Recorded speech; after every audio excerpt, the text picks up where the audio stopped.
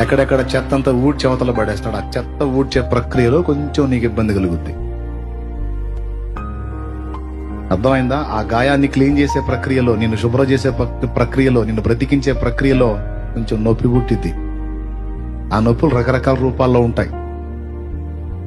స్తోత్రం. అయితే గుర్తుపెట్టుకో, నొప్పి కలుగుతుందంటే క్లీన్ అవుతున్నావు అని అర్థం. కాల్చబడగని స్వర్ణం మేలిం ఎట్టయిద్దా? ఏం తమ్ముడు? మేలింగ్ కావాలంటే దానికి ఏం కావాలా?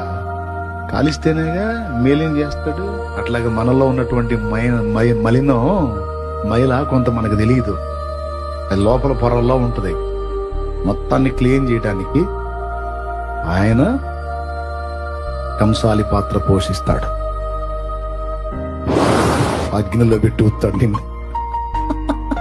ఎక్కడ? అగ్నిలో పెట్టి ఊతాడు. నీ దగ్గర ఉన్న మెతకంతా బయట కొడతాడు. మేలిమి చేసి అప్పుడు నిన్ను ఒక ఆభరణంగా తీర్చిదిద్దుతాడు. పాత్రను చేయక ముందు కుమ్మరి పొలం నుంచి తెచ్చిన మట్టిని శుభ్రపరుస్తాడు.